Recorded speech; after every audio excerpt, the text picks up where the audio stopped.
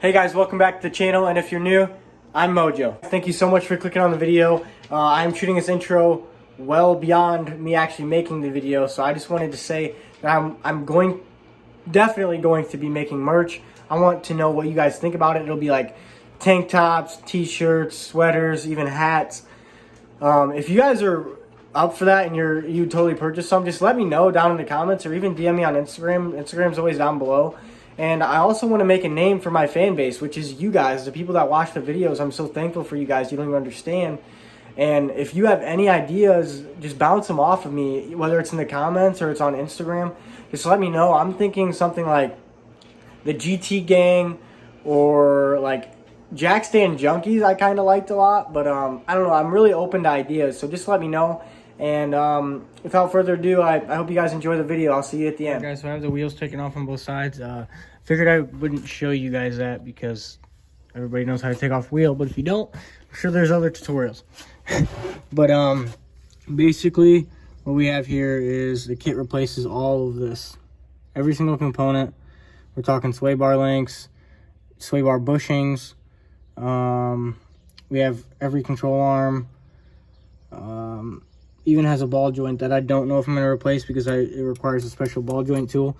I'll just take a look at my the ball joint and see what the overall condition of it is. But I think I'm going to start off by just removing the tie rod end. Shouldn't be too difficult. Run it off with the socket right here, and then make my way to things like sway bar length, and all this stuff is getting, you know, taken off. And the suspension dude's kit comes with all the nylock nuts you'll need, so it's really cool. It's just awesome. So I'm gonna get started on this and start removing parts. I can't really set up my camera, so as I take parts off, I will update you. Look at the frick that is.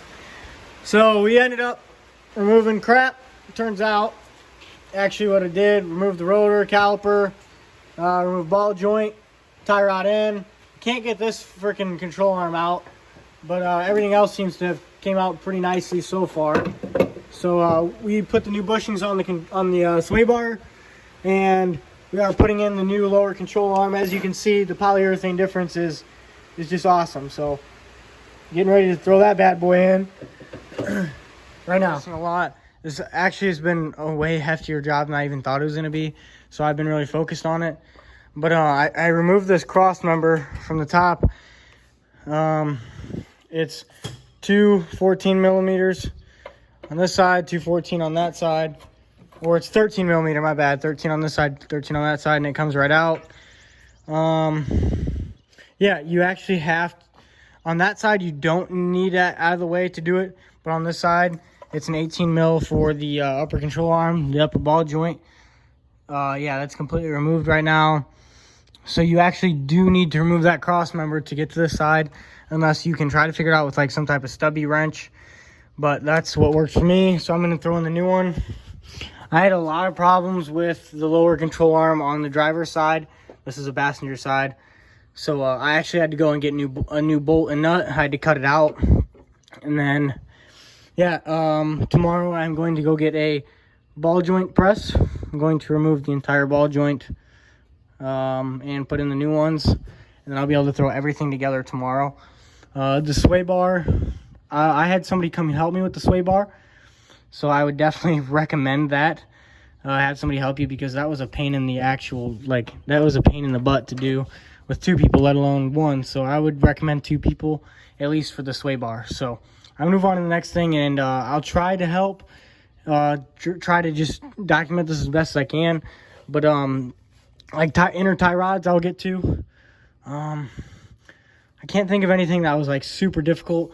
What you have to do to remove this bolt, you actually have to remove the sway bar. I think it's two 14s on, and remove that, move the entire sway bar, and then you can get to the Allen bolt that's on this side. Remove the Allen bolt, and definitely recommend using a pickle fork for a lot of this. I'm not sure I have it right here. Here's my pickle fork, aka a tuning fork. So yeah, I'm pretty much at the last point now. What I'm going to do is throw in the upper ball joint right now, And once that's in, you also, before I move on, you want to make sure that everything is loosely mocked up. Once you have everything together, you will actually be able to, once everything is loosely put together, you will be able to tighten it all down once you put weight on it. I will demonstrate that in this video, so just stay tuned for that. I will try to document, like I said. It's just kind of hard because it's a way bigger pain in the butt than I thought it was going to be. So just hang in there with me, guys.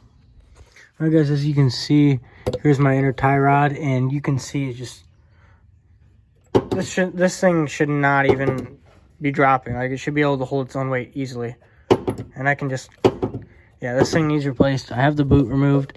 Honestly, I know it's frowned upon, but I'm just going to put a hose clamp over it when I'm done and call it quits. I'm going to remove this bolt, or this nut, and then I will be able to pull the entire boot off and remove this inner tie rod. Guys, so I've literally been like absolutely pissed off with this. It's ridiculous.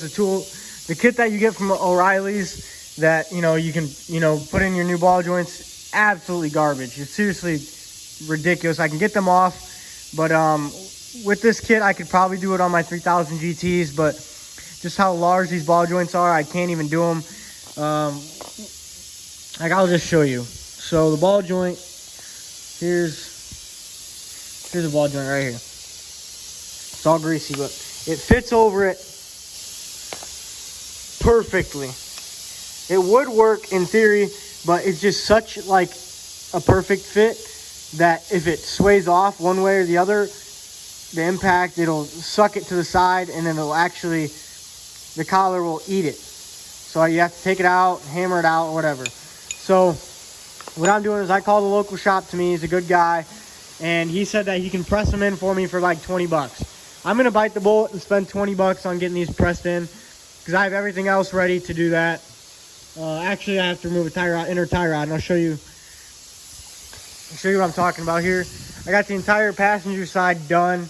It's ready to put back together. Okay, so you see that ring. There's a split in it right here.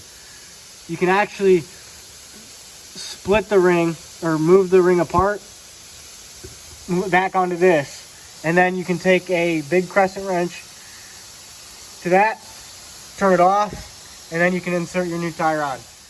You know, the actual me doing the work, but on the other side, I will try my best.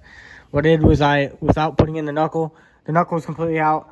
I put in the strut, lined up the strut bolt, and then the sway bar link, and then from there, I grabbed the knuckle, and then I threaded on the ball joint, and then I pushed on the front lower control arm, and then the tie rod.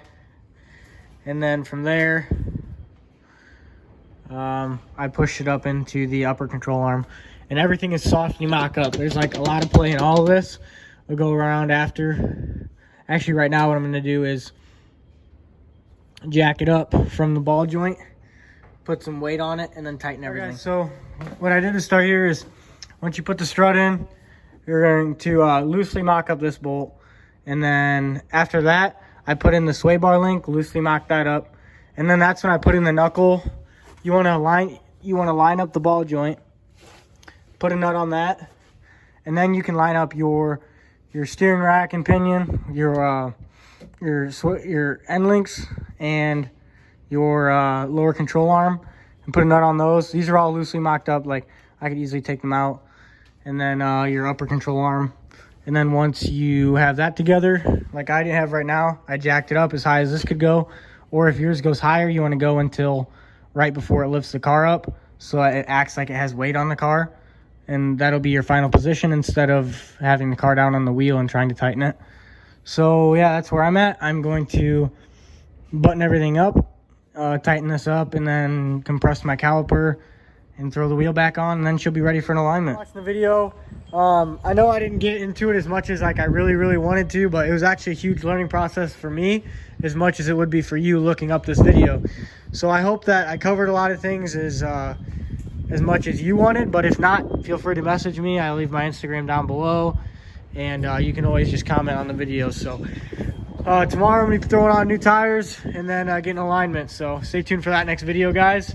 And yeah, I'll see you guys in the next one. Thanks for watching.